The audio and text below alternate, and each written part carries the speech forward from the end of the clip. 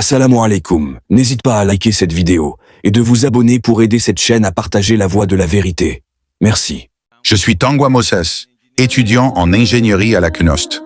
Je dois dire merci beaucoup pour le travail que vous faites et je vous souhaite le meilleur dans votre mission. S'il vous plaît, dans votre conférence, vous avez mentionné que vous croyez en Jésus-Christ, qu'il est né miraculeusement, qu'il a donné la vie aux morts. Et je dois dire que toutes les religions affirment que l'homme doit mourir une fois avant le jour du jugement. Si Jésus a donné la vie à cet homme, était-ce juste pour se vanter? Parce que cet homme n'est plus en vie aujourd'hui. Alors pourquoi Jésus aurait-il donné la vie à cette personne pour qu'elle meure à nouveau? Cela signifie que la personne est morte 2 fois. Était-ce juste pour se vanter? Ou qu'en était-il? Ou est-il toujours vivant? N'est-il pas mort à nouveau? Le frère a posé une très bonne question. Nous, musulmans, croyons que Jésus-Christ, Isa alayhi salam, a donné la vie aux morts. Donc, si Jésus-Christ a donné la vie aux morts alors qu'une personne ne meurt qu'une fois, est-ce que Jésus-Christ, Isa alayhi salam, l'a fait pour se vanter? Pourquoi l'a-t-il fait? Je suis d'accord avec vous, une personne ne meurt qu'une fois. Le Coran dit dans la sourate Al-Imran, chapitre 3, verset 185. Chaque âme goûtera la mort. Et le Coran dit que Jésus-Christ, Isa alayhi salam, a dit, par la permission d'Allah, « Lève-toi au nom d'Allah, et il a donné la vie aux morts. » La Bible dit cela. Mais tous les miracles accomplis par tous les prophètes de Dieu, depuis le commencement jusqu'au prophète Muhammad sallallahu alayhi wa sallam, ont été accomplis par Dieu Tout-Puissant. Ils n'ont pas été faits par le prophète lui-même, mais par Dieu Tout-Puissant. Quand Moïse, Moussa alayhi salam, a fendu la mer, ce miracle a été accompli par Dieu Tout-Puissant, pour prouver aux disciples qu'il était un messager de Dieu. Et vous pouvez voir cela en lisant la Bible. Et vous savez, une fois que Jésus-Christ, Isa alayhi salam, quand une personne meurt, et que 2 sœurs vont voir Jésus-Christ, Isa alayhi salam, elles se lui disent, « S'il te plaît, sauve notre frère. » Alors il prie Dieu Tout-Puissant, en disant, « Tu m'écoutes. » Il implore, « Tu es le seul qui puisse le sauver. Éloigne de moi cette coupe. » Il prie Dieu Tout-Puissant, demandant à Dieu de rendre la vie à cet homme. Il prie Dieu Tout-Puissant. Jésus-Christ, Isa alayhi salam, prie Dieu Tout-Puissant pour montrer que lorsque la vie a été rendue aux morts, elle a dû été donnée par Dieu Tout-Puissant. Donc, tous les miracles qui ont été accomplis l'ont été par Dieu Tout-Puissant. Et le prophète Jésus était un messager. Ainsi, tous les miracles que Jésus-Christ a fait, que Moïse, alayhi salam, a fait, que le prophète Muhammad, sallallahu alayhi wa sallam, a fait, ces miracles sont des signes de Dieu Tout-Puissant, donnés pour que ses disciples comprennent qu'il est un messager de Dieu. Et ceci est mentionné dans la Bible, dans le livre des Actes, chapitre 2, verset 22. Écoutez ceci, Jésus de Nazareth, cet homme à qui Dieu a rendu témoignage devant vous, par les miracles, les prodiges et les signes qu'il a opérés par lui, au milieu de vous, comme vous le savez vous-même. Un homme. C'est mentionné dans le livre des Actes, chapitre 2, verset 22. Hommes israélites, écoutez ces paroles. Jésus de Nazareth, cet homme à qui Dieu a rendu témoignage devant vous, par les miracles, les prodiges et les signes qu'il a opérés par lui, au milieu de vous, comme vous le savez vous-même. Cela signifie que tous ces miracles, Dieu les a faits juste pour prouver qu'il était un messager de Dieu. Cela ne fait pas de cette personne Dieu. Cela ne la rend pas supérieure. Donc, tous les miracles accomplis par les messagers l'ont été par Dieu Tout-Puissant, comme un signe pour montrer qu'il est un messager de Dieu. J'espère que cela répond à la question, mon frère. Cela signifie que la personne est morte 2 fois. Cette personne est morte 2 fois. Un miracle signifie une exception à la règle. Et Jésus a demandé à Dieu quelque chose dans la Bible que Dieu n'a pas fait non plus. Pardon? La nuit avant que Jésus ne soit crucifié, dans la Bible, Jésus est allé dans le jardin et a prié pour que Dieu change les choses. On peut voir, la Bible dit qu'il a transpiré. Même sur la croix, on pouvait voir que ce n'était pas facile. Mais Dieu ne l'a pas fait pour Jésus. Donc je ne vois pas les choses comme si Jésus disait « Oh, sors de la mort » et que Dieu le faisait, alors que Jésus est allé dans le jardin, a prié et Dieu ne l'a pas fait. Ce n'est pas cohérent dans la vie de Jésus, car il n'a pas pu faire tout ce qu'il voulait dans sa vie. Quoi, dans sa vie?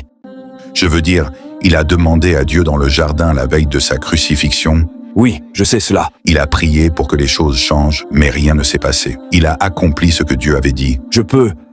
D'abord, je vais répondre à votre première question, puis j'en viendrai à la seconde. Votre première question est, l'homme est-il mort 2 fois? Oui, les miracles sont des choses qui sortent de l'ordinaire. Quand Moïse, Moussa alayhi salam, a fendu la mer, le fait que la mer se fende n'est pas naturel. Cela devient un miracle. Correct? De même, quand Jésus, Isa alayhi salam, a donné la vie aux morts, alors qu'un être humain ne meurt qu'une fois. Quand Jésus, Isa alayhi salam, a donné la vie aux morts, il est revenu à la vie. C'est un miracle accompli par Dieu Tout-Puissant. Par exemple, un être humain naît d'un père et d'une mère, n'est-ce pas? Oui, Mais Jésus-Christ, Isa alayhi salam, est né miraculeusement sans intervention masculine. C'est un miracle de Dieu. Cela ne fait pas de Jésus, Dieu. Certains chrétiens disent « Non, non, regardez, Jésus-Christ n'avait pas de père, donc il est Dieu ». La réponse à cela est donnée dans la sourate Al-Imran, chapitre 3, verset 59. إن مثل عيسى عند الله كمثل آدم خلق من تراب ثم قال له كن فيكون. Pour Allah, Jésus est comme Adam, il le créa de poussière, puis il lui dit « Sois », et il fut. La similitude de Jésus devant Allah est comme celle d'Adam. Il a été créé de poussière, et il a dit « Sois », et il fut. Si vous dites que Jésus est Dieu parce qu'il n'avait pas de père, alors Adam est un Dieu encore plus grand. Il n'avait ni mère, ni père. s'il vous plaît, excusez-moi. Je ne suis pas chrétien. Attendez, ce que je dis... Attendez, le frère n'a pas répondu à votre question. Si vous posez une question, vous devez attendre la réponse. Quand vous posez une question, vous attendez la réponse. Une fois que j'ai fini de répondre, vous pouvez parler. Correct? Il faut suivre les règles. D'accord, désolé. Donc, quand Jésus-Christ, Isa alayhi salam, avec la volonté de Dieu, a donné la vie aux morts, c'était un miracle. Cette personne mourra 2 fois. Pour en venir au prophète Jésus, Isa alayhi salam, vous avez dit à juste titre que, dans la Bible, Jésus-Christ, Isa alayhi salam, avant d'être mis sur la croix, transpire et prie Dieu. Que cette coupe s'éloigne de moi, correct? Il prie. Et que se passe-t-il? Dieu le sauve. Dieu le sauve. S'il peut donner la vie aux morts, à un homme ordinaire, et qu'il implore Dieu, Dieu ne peut-il pas le sauver? Dieu l'a sauvé. C'est la raison pour laquelle il ne meurt pas sur la croix. Selon la Bible, Jésus-Christ, Isa alayhi salam, n'est pas mort sur la croix, et je vais vous le prouver. Si vous lisez l'évangile de Matthieu chapitre 12 verset 38, des gens viennent demander à Jésus-Christ, Isa alayhi salam, s'il te plaît, montre-nous des signes et des miracles. Alors Jésus-Christ dit, Le fils de Jonas, mon frère, voulez-vous m'écouter? Comprenez-vous l'anglais? je comprends l'anglais, oui. Vous posez une question, je donne la réponse, et vous m'interrompez à nouveau. S'il vous plaît, j'allais juste dire que j'ai regardé votre vidéo. Mais si vous l'aviez vu, vous n'auriez pas posé cette question. Non, mais vous n'avez pas compris ma question. Mon frère, laissez-moi finir la réponse. Si vous aviez entendu mes questions, vous seriez déjà devenu musulman. Si vous aviez écouté toutes mes conférences, vous auriez déjà prononcé la shahada. Je respecte beaucoup vos discours, je respecte vos conférences. Pardon? Je respecte vos conférences et je les apprécie. Très bien, j'y viendrai plus tard. Les respects, j'y viendrai plus tard. D'abord, je donne la réponse. Si Jésus-Christ a imploré Dieu Tout-Puissant la veille du jour où il devait être mis sur la croix, qu'a fait Dieu? Dieu l'a sauvé. L'évangile de Matthieu chapitre 12, versets 38 à 40. Quand les gens disent « Montre-nous un signe », Jésus-Christ dit « Une génération méchante et adultère demande un signe. Il ne lui sera donné d'autre signe que le signe de Jonas.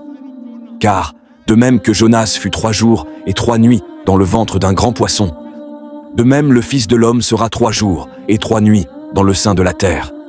Maintenant, chaque chrétien sait ce qu'est le signe de Jonas. Vous allez au livre de Jonas, 1 page et demie. Vous savez que Dieu Tout-Puissant a demandé au prophète Jonas d'aller à Joppé pour délivrer le message. Mais le prophète Jonas pense que les gens de Joppé n'écouteront pas le message. Il va à Ninive. Pendant qu'il va à Ninive en bateau, une tempête se lève en mer. Et la superstition à l'époque était que si une tempête survenait, c'était parce que quelqu'un avait désobéi à son maître.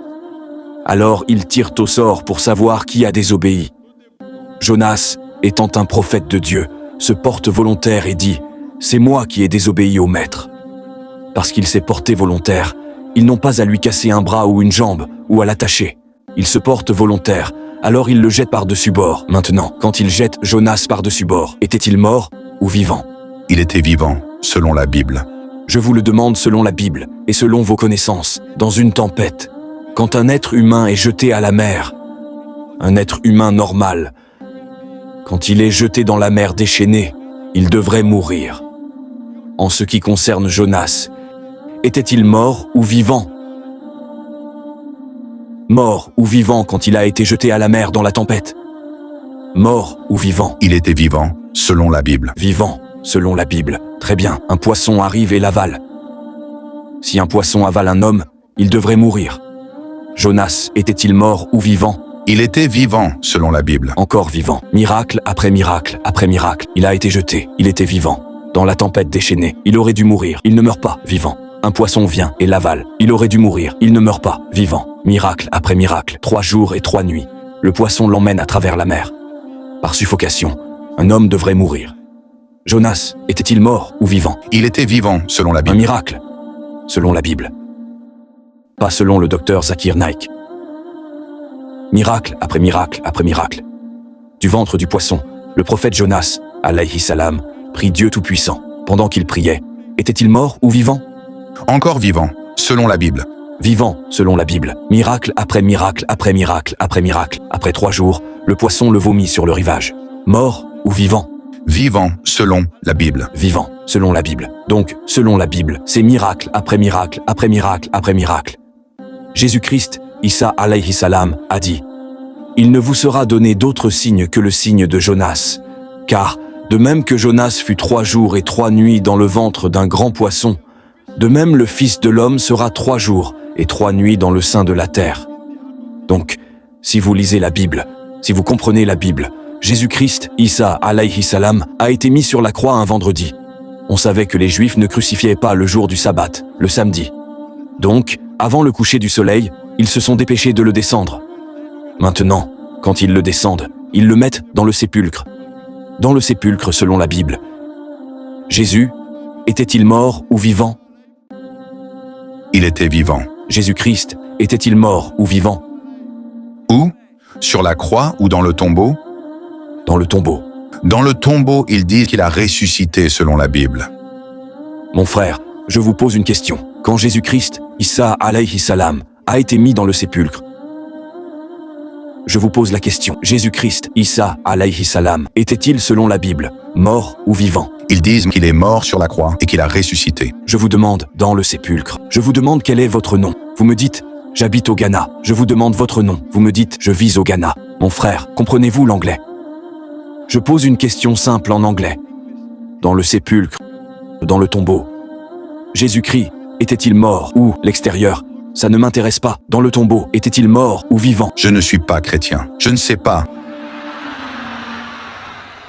Alors, mon frère, qu'êtes-vous? Je ne sais pas, à moins que vous me le disiez. Si vous n'êtes pas chrétien, qu'êtes-vous? Je n'ai pas de religion. Je suis encore à la recherche d'une religion. Oh, vous cherchez une religion? D'accord, d'accord. Croyez-vous que la Bible est la parole de Dieu? Je ne crois pas. Si vous n'y croyez pas, alors pourquoi devrais-je citer la Bible? Je ne crois pas. Si vous ne croyez pas que la Bible est la parole de Dieu, je vous citerai le Coran, qui est la parole de Dieu. Moi non plus, je ne crois pas que la Bible soit la parole de Dieu. Pour moi non plus. Si vous ne croyez pas que la Bible est la parole de Dieu, moi non plus. Il y a, dans la Bible, certaines portions qui peuvent être la parole de Dieu. Il y a des paroles de prophètes, il y a des paroles d'historiens, il y a des contradictions, il y a de la pornographie. Mais laissez-moi terminer ma réponse. Et vous avez raison. Selon la Bible, Jésus-Christ, Isa alayhi salam, il était vivant. C'est la raison pour laquelle, quand vous m'interrogez sur la Bible, vous dites qu'avant d'être mis sur la croix, il prie Dieu Tout-Puissant. Alors Dieu le sauve. Parce qu'il prie Dieu Tout-Puissant, il ne meurt pas sur la croix. Il est descendu vivant. Et dans le tombeau, il est vivant. Il accomplit la prophétie du signe de Jonas. C'est la raison pour laquelle Jésus-Christ, Isa alayhi salam, n'a pas été crucifié. Il n'est pas mort sur la croix. Il a été sauvé. Et Dieu Tout-Puissant l'a élevé vivant. Mon frère, croyez-vous qu'il y a un seul Dieu? Je crois. Mashallah. Je crois. Croyez-vous que Jésus est Dieu? Je ne crois pas. Parce que dans ma spiritualité africaine, je crois en Dieu. Mais le concept de Dieu qu'on m'apporte, c'est cela que je ne crois pas. Très bien. Moi non plus, je ne crois pas que Jésus soit Dieu. Mon frère, encore une question, troisième question. Croyez-vous que le prophète Mohammed est le messager de Dieu? Oui, historiquement, je sais que le prophète Mohammed a existé. Non. Croyez-vous que le prophète Mohammed est le messager de Dieu? Je sais qu'il est un messager de Dieu. Mashallah. Donc, si vous croyez que Dieu est unique, et si vous croyez que Mohammed est le messager de Dieu, cela signifie que vous êtes musulman. Non, mais vous voyez, Regardez, la plupart de vos discours parlent de paix. les deux critères minimums. Dr Neck, Les deux critères minimums requis pour que tout être humain soit musulman sont: il doit croire que Dieu Tout-Puissant est unique et que personne n'est digne d'adoration, excepté Dieu Tout-Puissant, ce que vous croyez. Et le second est que le Oui. prophète Muhammad sallallahu alayhi wa sallam est le messager de ce Dieu. oui, Donc, si vous croyez en ces deux choses, vous devenez un musulman au niveau minimum. Vous pouvez devenir de plus en plus pratiquant par la suite. Par exemple, si vous vous inscrivez dans une école. Supposons que l'école soit l'école Saint-Pierre, l'école où j'ai étudié. Vous devenez un Saint-Pétrite. Cela signifie que vous devenez un élève de cette école. Maintenant, que vous soyez en première, deuxième, troisième ou 10e année, si vous vous inscrivez, vous êtes un élève de cette école. Donc, pour que quiconque soit musulman, les deux choses minimum qu'il doit faire sont: il doit accepter que Dieu est unique et que personne ne mérite d'être adoré, sauf Dieu Tout-Puissant.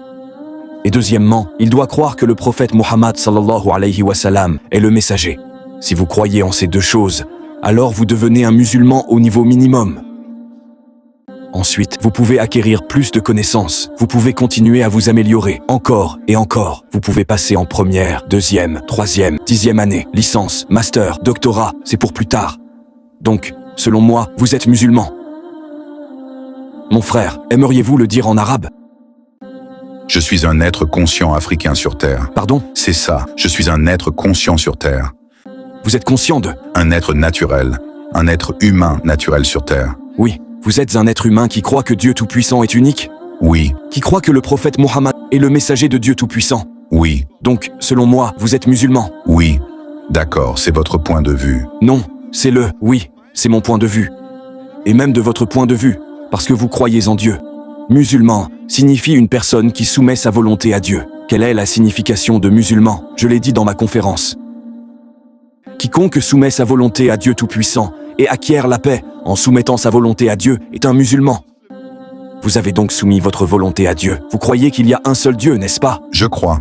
Et vous croyez que le prophète Mohammed est le messager. Oui, Cela signifie que vous êtes un musulman au niveau minimum. Vous pouvez devenir plus pratiquant en suivant de meilleures choses, d'autres choses concernant Dieu Tout-Puissant. Mais le minimum que vous deviez suivre de Dieu, c'est de croire qu'il est unique et de croire que le prophète Mohammed sallallahu alayhi wa sallam est le messager. Je crois que vous venez d'entrer dans le giron de l'islam. Je vous pose la question. Vous avez dit en anglais oui, que personne n'est digne d'adoration, excepté Dieu Tout-Puissant. Et vous avez dit que le prophète Mohammed est un messager de Dieu. oui. Je vous le demande, aimeriez-vous le dire en arabe? Dire. La même chose que vous avez dite en anglais, aimeriez-vous la dire en arabe? Je ne sais pas parler arabe. Non, je vais vous aider. Car c'est la langue de la dernière et ultime révélation. J'aimerais le dire. Vous aimeriez le dire? J'aimerais le dire. Est-ce que quelqu'un vous force? Non, non, non. Vous le faites de votre plein gré. Oui, Vous le faites de votre plein gré. oui. Vous croyez que Mohammed est le messager. Je crois qu'il a existé et qu'il... Personne ne vous donne d'argent. Non, non. D'accord. Je vais le dire en arabe et vous le répétez. D'accord. ashhadu Ashhadu Allah Allah ilaha ilaha illallah illallah wa ashhadu wa ashhadu anna anna Muhammadan Muhammad abduhu abduhu wa rasuluhu. wa rasul. Mashallah, vous êtes musulman. Puisse Allah vous donner le bien dans ce monde et dans l'au-delà. Je prie Dieu Tout-Puissant. Voyez, une fois que vous l'acceptez et que vous devenez musulman, tous vos péchés antérieurs sont pardonnés. Je prie Allah, subhanahu wa ta'ala, de vous accorder le bien dans ce monde et dans l'au-delà. Et je veux que vous lisiez de plus en plus pour mieux comprendre cette religion. Et, Et je veux que vous regardiez davantage de mes DVD. Oui, je lis beaucoup. Je vais demander à des volontaires de vous donner des livres. J'ai 3 livres ici à Koumassi. Je demanderai aux volontaires, frère Abdulaziz, de donner à ce frère 3 de mes livrets. Et j'aimerais aussi vous offrir un exemplaire du Coran. Est-ce qu'un volontaire peut m'apporter un exemplaire du Coran ici, s'il vous plaît? Est-ce qu'un volontaire peut m'apporter une traduction du Coran, s'il vous plaît? S'il vous plaît, gardez quelques exemplaires de la traduction du Coran sur ma table. Oui, mon frère. Pouvez-vous venir prendre la traduction, s'il vous plaît?